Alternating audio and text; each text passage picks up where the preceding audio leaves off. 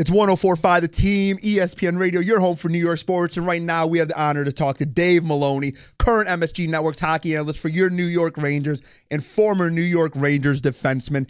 Dave, Derek Stepan got locked up Monday for 6 years, $39 million. How do you like this contract? And do you think the Rangers maybe overpaid for him? No, you know what? When I look at these situations, I never overpay, underpaid. It's always determined by the market.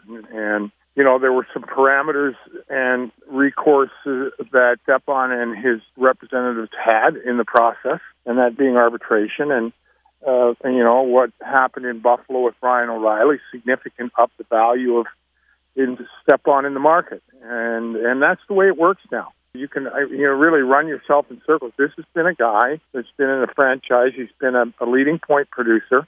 He's 25 years old. The franchise has enjoyed an enormous amount of success. He's one of their top 6 players. And you can say what you like. The market will determine what he gets paid, and he gets rewarded quite handsomely. Dave, we saw the Rangers lock up Zuccarello midseason right before the trade deadline. Was this the most important goal that they had during this offseason?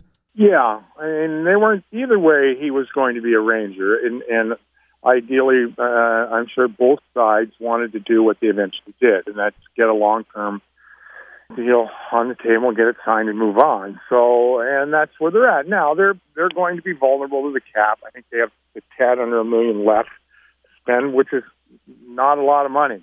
But they are a big cap team, and they'll spend to the limit and go from there. So there's no question, that he's an important guy, and it probably cost, in the scheme of things, Carl Hagelin was a victim of the monies that were available or not available. A very important guy had to be moved to Anaheim. So that's all part and parcel with how it works now.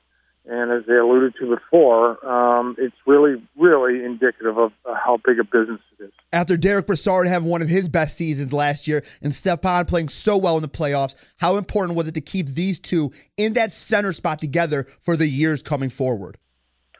Well, I think when you look at, for some time as the Rangers were ascending up the ladder of respect, competitive respect, there was the suspicion that they were a little vulnerable in the middle of the ice relative to the bigger team.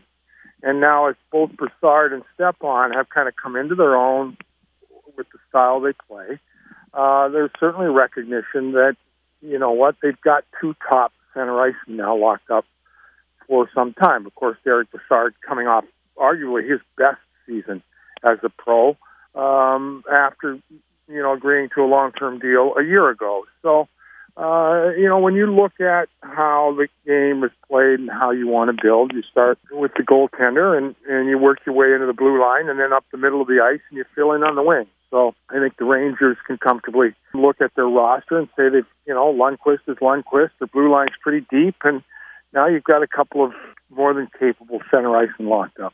With those guys locked up, and it's the Rangers GM Jeff Gorton's first offseason, how well do you think he's done, and how would you go about grading him so far? Well, I'd give him an A. I think he had, what happened at the deadline was still under the auspice of the Glenn Fader with the trade in Hagelin and the trade to Talbot and things. But, in a very efficient manner, Jeff was able to go about and get the things done that had to be done. Now, Glenn had a little different style. He was a little more old school, a little more of a horse trader.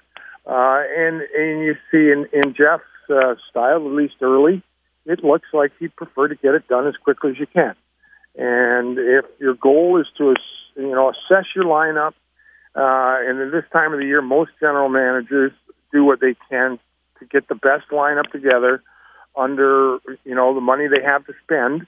And then you really don't know till you drop the puck in training camp. You start playing against one another. Everybody thinks you can play. And then you go out and play other teams, and you find out you may be better than you think or not quite as good as you think. But I think you have to give Jeff Gorton an awful lot of credit for coming in and getting things done that needed to be done.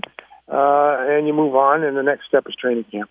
With us now, Dave Maloney, current MSG Network's Rangers hockey analyst, former Rangers defenseman himself. He's made a lot of moves so far, Dave. Can you see him making any more little moves or tinkering with the lineup anymore before camp? I think the big issue is, being under $1 million, with cap space, you get vulnerable to a couple of things that can happen. Injuries particularly, where you can't long-term somebody, and you're not quite as flexible when it comes to that end of the game. But I think for now, he's in pretty good shape. I'm sure if there's something out there that makes sense. Knowing Jeff, I do know him well enough, as I did know Glenn well enough, that you never really, shut it off. But I think they can kind of turn the heat down a little bit, knowing you go into camp with what you have and you go from there. Dave Maloney joining us now. And Dave, the guy who'd kill me if I didn't ask you this right now. You're in your off season. How is the yard work going? Every time we talk to you, you're outside getting it done, cleaning up the house. How's everything going so far in your off season? Well, I'm actually, as we are speaking, I'm sitting up in the Great White North in the Muskokas at my brother's cottage he has up here, and it's a spectacular summer day. Good for you. Sun is shining. I went for a bike ride this morning, so life is good. No complaints. Dave Maloney joining us, 1045theteam.com. Thank you, Dave. All right. Thanks a lot, Andrew.